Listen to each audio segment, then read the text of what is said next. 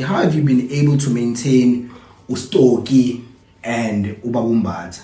In the industry, we come across situations where brands grow and haphazardly they are not able to blend the two lifestyles. Mina ngasho ngithi endlini nasestradini ne Sure. into efanayo silaxa. Mina like ngasho ngithi ngumuntu ophansi, you understand? Sure. Give me change ngeke uzuyibona, you understand? Ngeke uzuyifile, you understand? Ukuthi hayi mhlambe estradini ukanje endlini ukanje, you understand? Estradini obviously kune family lapho, you understand? So lo Stoki ombona estradini ulo Stoki lo mbona